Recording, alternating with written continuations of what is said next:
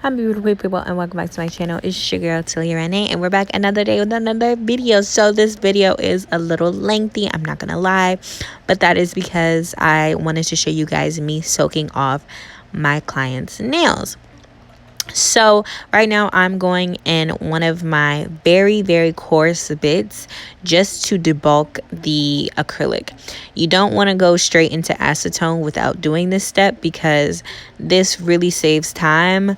Although acetone with 𝕻𝖊𝖈 is pretty quick, you want to just speed up that process a little bit more. So I always debulk the product before I put it in acetone. And the video is going really quick just because I really didn't want this video to be like 2 hours long. But I really just wanted to show you guys me actually like the process I do. Oh yes, and before I debulk the product, I actually cut down her nails, just because why use extra product to soak off nails that you're not even going to use. So you just want to basically cut down the tip so you're not having to soak off extra product, because that would be a waste of time. You're just soaking off what is on her natural nails. And as you can see, like there's a bunch of color under there and it's just a lot going on. So yeah. And funny story, I am officially moving over to another acrylic. I am no longer using Young Nails. Today was the first day of me using something else that I got from my local nail supply store. And it actually... Alright, so after you debulk the product, I didn't show me actually putting the hand in there. But this little acrylic, this like little warmer manicure bowl, it has hot water at the bottom and then acetone in the finger part, and this just speeds up the process. It literally took maybe 10 minutes, not even that, for it to actually get like the bulk of the product off. And right now I'm just taking a cuticle pusher and pushing the product off of the nail. This process is really simple and very straightforward. When you are pushing the product off, you want to make sure that you're not pushing too hard on the person's nail, because yeah, one, that's uncomfortable and you can actually hurt the person with doing that. So if it's not coming off easily, you can press down a little bit, but you should not be pressing down to the point where they're saying ow or ouch or moving their hand back, because it hurts. And just be careful if there's any like lifting nails, because you don't want to like push down and you yank a little bit. So I always kind of move against the product. Like she had some lifting on this finger that I'm working on now, and instead of pushing the product downward, I actually pushed it up so it wouldn't pull her actual nail. This nail was super sensitive, so I didn't really get to debulk it too much. She complained about some sensitivity, and like I said, I didn't want to like go in there and use my drill. So right now I'm going in with another bit, a different bit, just to take some more product off. And you can't really see, and I'm sorry for this angle. I completely apologize. I'm sorry. But yeah, I'm just taking off some of that product, because it's always one hand that takes forever to get the product off, and this was the hand. Like this hand was taking forever, and I don't know why. It's always the most liftingest hands that take forever to get off. I just don't understand it. So as you can see, I'm now kind of going in and debulking this nail, just because yeah, I realized if I didn't, I was going to be sitting here forever. So I didn't want to be sitting there forever.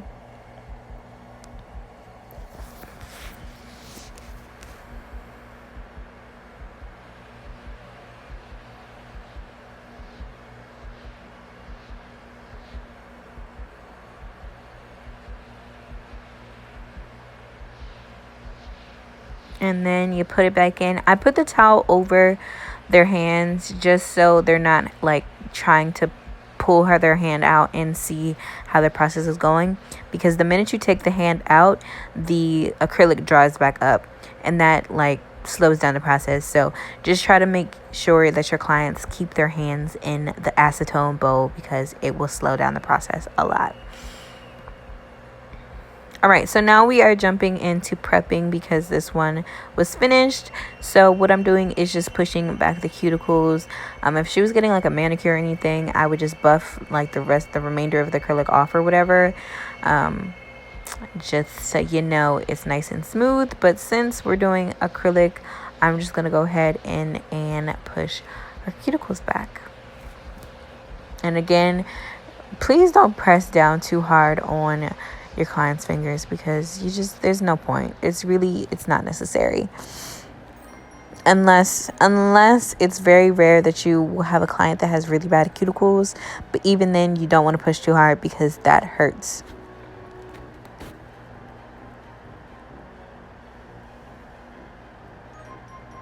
Okay, so now I'm putting my cuticle bit in, and what we are doing is just getting the cuticle that is on her nail plate itself.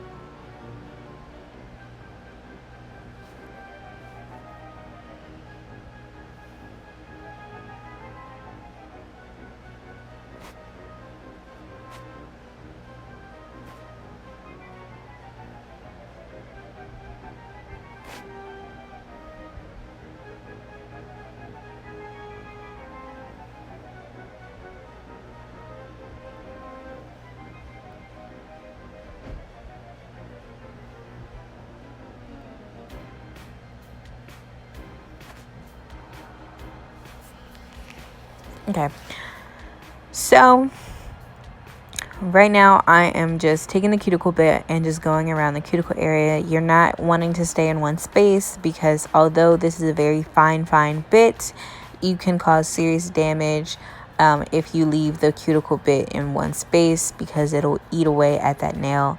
You're just lightly going over the nail. I only apply like a very slight pressure if the cuticle space is just not coming up. That dead skin is not coming up. So now we are going in with a sanding bit. And this sanding bit is just to remove the shine off of the nails. And I use this cuticle bit just to go around the cuticle area too, in addition to the cuticle bit. Wait, that was confusing. I'm so sorry. Okay, so I'm taking the sanding bit to go around the cuticle area to get whatever the cuticle bit did not get. So usually there's like a piece of skin that's lifting up, and you have to get in that cuticle area just to remove the shine anyway. So yeah. And look at my forehead. I'm so sorry. I got in the camera shot. Please excuse me. My forehead is in the shot.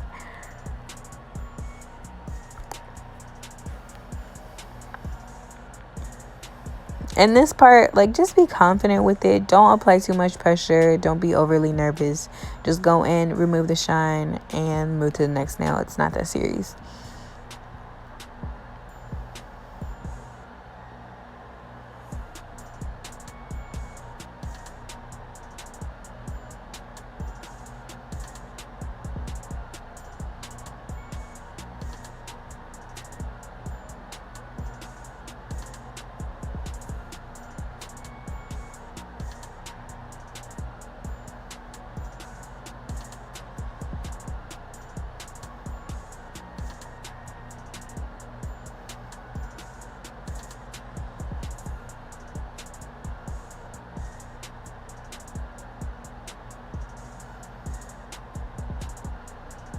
Okay.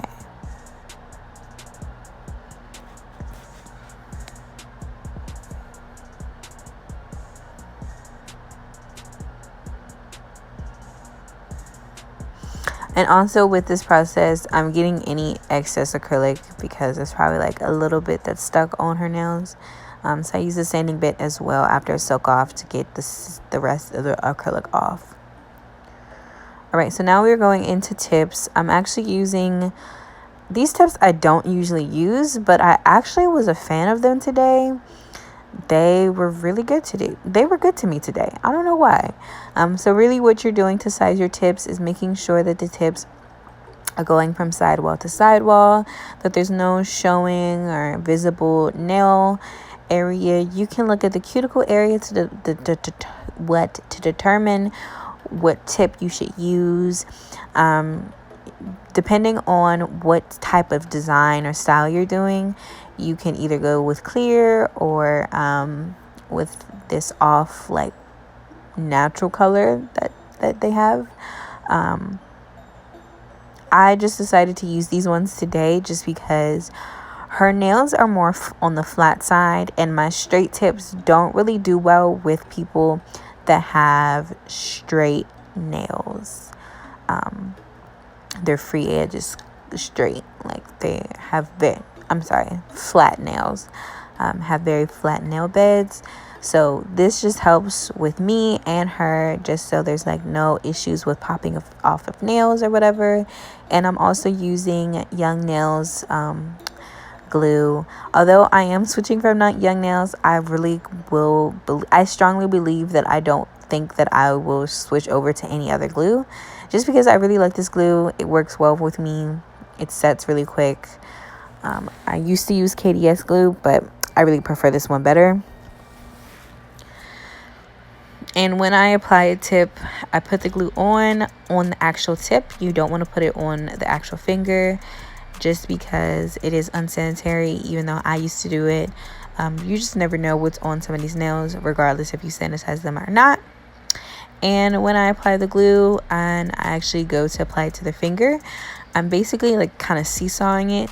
I apply it to, I don't know how to say it verbally, but you're just seesawing the nail and applying pressure so it, sticks properly. And depending on, these tips take a little time to like actually adhere to the nail. And these files I got recently, and I'm absolutely in love. Oh my gosh, they're so heavenly. They're not too rough like my old ones were, but they're like just right. They're perfect. I absolutely love them. So I'm going in and filing the nails. I did take my scissors and cut some of the nail off, the artificial nail off, just so it would be easier to file. Cutting off some of the tip does definitely help when you're doing coffin, stiletto or anything, just because it saves you time. Especially for me, it helps me with my wrists because I hate having to do extra work. So yes, we're also going in and blending the tip.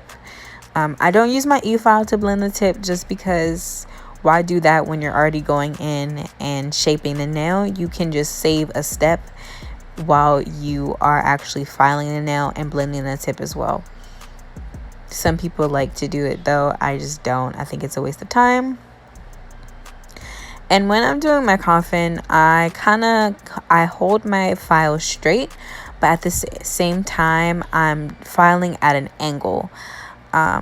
Every time you take some of the nail off, you want to make sure that you kind of like look back a little bit just to check your work. Don't just file and then finally look at your nails and then like, wait, there's too much nail that was taken off. I have to fix this. So yeah, just keep that in mind. And always hold both hands next to each other just to make sure that, that the nails actually match, and that you don't have a super skinny coffin nail and then like a regular coffin nail, like a ballerina nail and a coffin nail, all in the same hand. You want to make sure that they all match up and that they're all the same length, because that's also important. All right, so now I'm removing all the dust off of the hand because it is time to prep her fingers and make sure there's no lifting. So like I said, I am going back to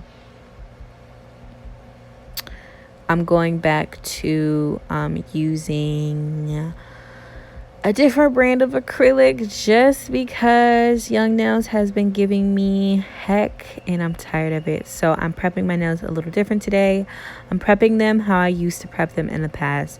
So right now I'm going in with some alcohol and kind of removing the dust to begin with. And then after I spray alcohol and like remove the dust, any excess dust that was left over, after like using my little brush thingy, I'm going to go in with some dehydrator. This is the Mia Secret dehydrator. I literally was running all over my house this morning trying to find this dehydrator because this is what I used to use previously. Dehydrator is typically all the same, but I just prefer to use what used to work for me in the past. So that's what we're doing. I'm trying to use a different process, and we'll see. I'll let y'all know how they last. And dehydrator is just to remove any excess oils, anything that's left over. So now we are going in with my Young Nails primer. I love this primer. Even before I switched over to Young Nails, I used to use this primer, and it would make my nails last so long, y'all. Like, so long. It's actually amazing how long my nails used to last. So yeah, it's just priming the nail. I kind of just brush down. A lot of people like do this step really lazy and just kind of spread it all over the nail, or like a little bit over the nail. But just to make sure, I always go in like 2 times with the nail primer. And now today, I think I'll use my size 10 brush instead of my size 8, just because her nails were a little long and I really just didn't feel like spending a whole lot of time. The monomer, again, that I'm using today is from my local nail supply store. This is the brand that one of a nail tech used to use on me, and my nails lasted a really good time. So I just wanted to try it today, and you know, she was perfectly fine with me trying something out. And she's pretty understanding when it comes to me doing her nails. I'm sorry, y'all, my head is in the way, but your girl can't see. And yeah, so I thought she was going to use colored acrylic. That's why I was going in with a small bead, but she ended up just simply wanting to use gel polish today, which was perfectly fine because it was much quicker than using colored acrylic. That's just my opinion. I'm starting to like gel polish for my clients' nails. It just goes by so much quicker rather than using colored acrylic. So like I said, the reason why I'm doing a small bead of acrylic is because I thought she was using colored acrylic. If you are not doing colored acrylic, you do not have to use a small bead, just because this is a waste of time. I should have asked her. That was my fault. I should have asked her prior to starting, but I didn't even think about it because she changed her nail design midway through. So yeah. But if you were using colored acrylic, this is the step that you would have to do.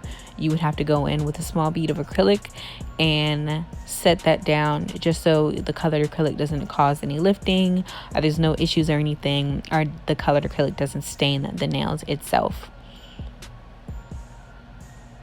And when you're laying acrylic, just make sure that you're going back in and wiping the side walls, just so there's no like acrylic on the skin.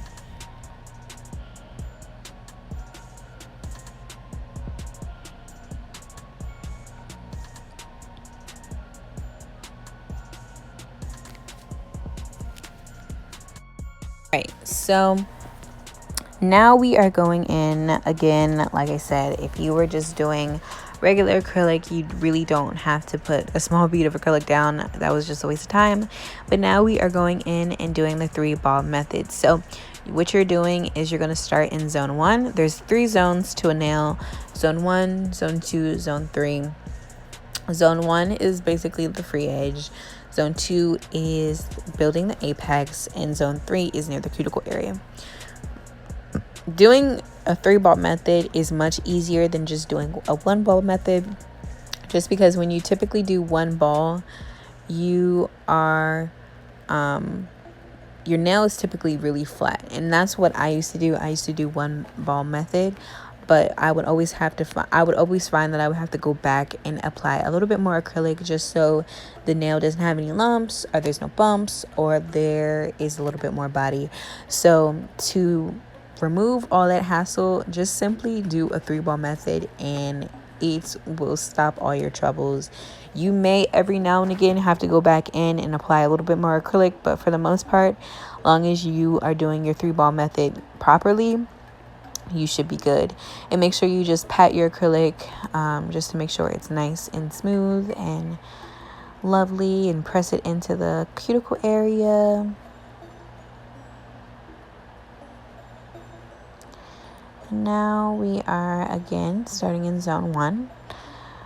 This bead was a little bit too wet, so I'm gonna have to go back in. Actually, I don't think I did. I can't remember. And now we're going into zone 2, and we're gonna press the acrylic in, and then we're gonna slide down, smooth it out, and then I always wipe my sidewalls, just because, yeah, no one wants to have to excessively file at the end of the day. And then we're going to press this into the cuticle area, and then again slide down, and then make sure that the side walls are nice and clean, because yeah, okay.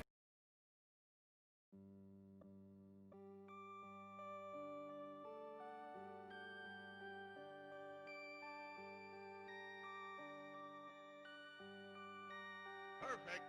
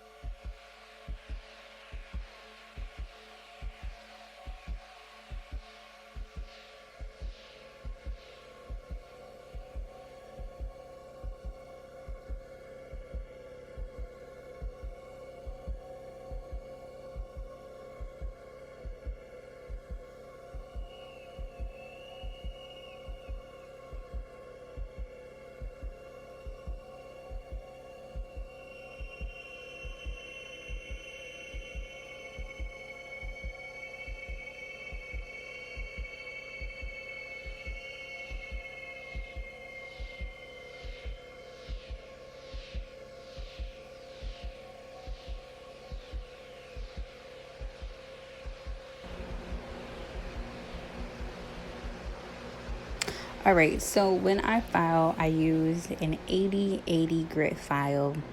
The lower the number, the stronger the grit. So yes, I am actually, so with basic acrylic full sets, like with the one I'm doing today, I could actually go in with my e-file instead of my hand file to file, just because I didn't really have to do a lot of filing. When I do colored acrylic, I prefer to use my hand file just because it gets it smoother, quicker. I'm so sorry for it being out of focus and out of frame, but y'all will be all right. Literally just what I'm doing is pushing back the skin so the excess acrylic is exposed, so no acrylic is on the skin. Because one thing I've noticed with girls that get their nails done, they're always like looking at their nails, looking at what's around the nails, making sure there's no acrylic. So anytime that you ever do a person's nails, you just want to make sure that you are 10 steps ahead of them, that you already see things and you're already about to fix them. If they say something, oh, I see it, I'm about to fix it. Like, stop, please. That's one thing I cannot stand about my clients, is when they tell me something that I'm already about to go fix. Like, and you just have to pay attention to your client's body language and what they're looking at. If you see them looking at their hands consistently and like holding their hands out, ask them like, hey, what's wrong? Do you see something that I don't see? What's going on? Or just look at their nails. 9, 7 to 10, you can look and see what's wrong with their nails. So yeah, so that's what I'm doing. I'm just making sure everything is smooth and nice and cool. And I always take my finger and go over the nail just to make sure that everything is good and smooth. I don't like to not do this because it may look smooth, but you, just by touching it, you can feel where there are indents or whatever. So just make sure that you go back and do that. Only time you don't do this is if there's no acrylic on the fingers, like, and it's just you're about to prep your nails, because then you're adding oils back in. So yeah.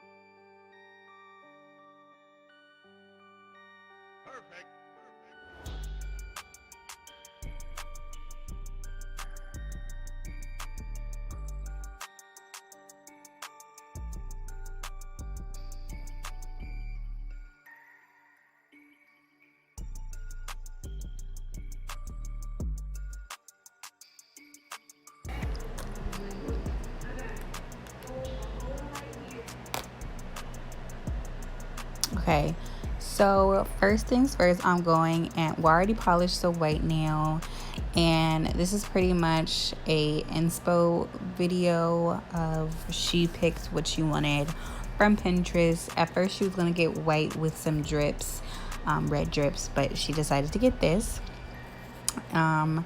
So yeah, she wanted white, black, green, and purple, and she's going in, well, I'm going in with a green glitter, and I'm going to actually link, well, not link, but list the polishes that I used today. Again, the acrylic that I used in this video is from my local nail supply store, so unfortunately I can't link that in the description box. But yeah, I'm just honestly trying a bunch of new things, trying to see what works best for me, just because again, my young nails is not making me happy right now. So we are now going in with a black index finger and a black pinky. The middle finger is going to be white, and of course the pink, this pinky child, the ring finger is going to be green, and then like I said, her pinky is going to be black, and then her thumb is going to be purple on this one.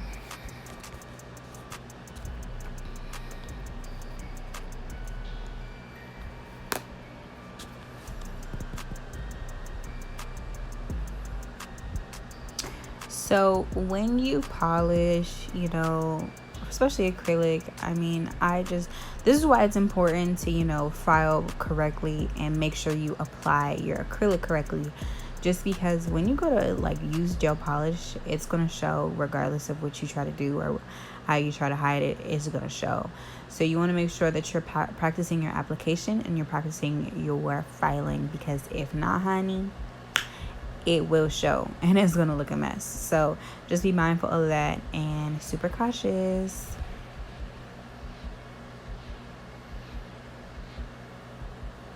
And honestly, I'll be honest, like I was running from doing like traditional acrylic, laying traditional acrylic with using gel polish, just because it's harder.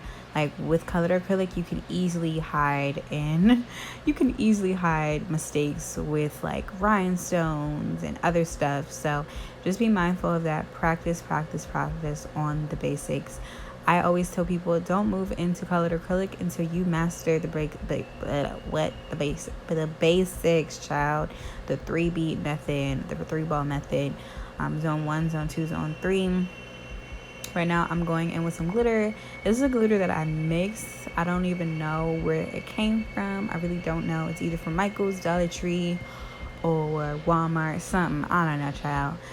But what I do with this, because she likes her glitter more like on the rougher side, so for her I just put some top coat on the bottom so it can adhere to the nail, and put some glitter on it and call it a day.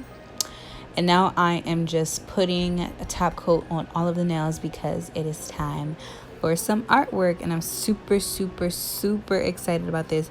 The thing I love about her is that she always comes with something like different, wanting to try something, wanting to get something new, wanting stuff that's extra.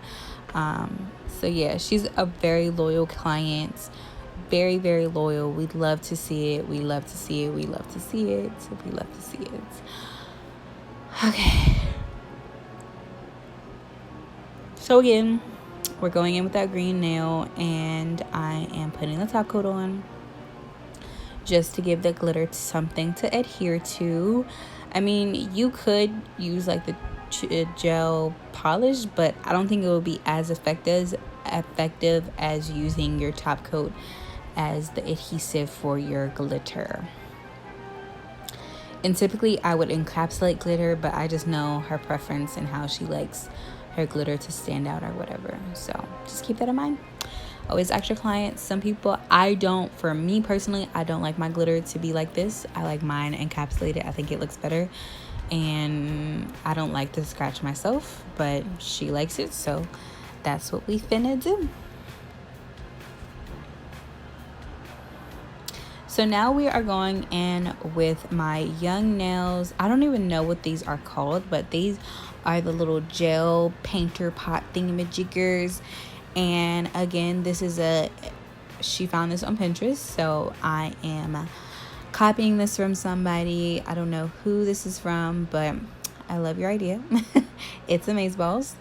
And yeah, so right now I'm drawing like little dots, and what we're gonna do is kind of like swivel it. I'm honestly just gonna be quiet because it's no point of me trying to talk to this. You guys are just gonna have to watch it because there's no way for me to explain. One thing I will say that I learned with this what is it called, this paintbrush, is you have to kind of use a very small amount of the gel. And when you're trying to like do curves, you kind of have to add a little bit more product just so it can curve properly. It takes some getting used to, but it actually is really easy. This is probably the best art gel that I have tried since I started doing nails, so would definitely recommend. And also, you want to make sure that you put a top coat on before you start drawing, because if you just go into doing it, it probably is going to run like crazy. So just keep that in mind.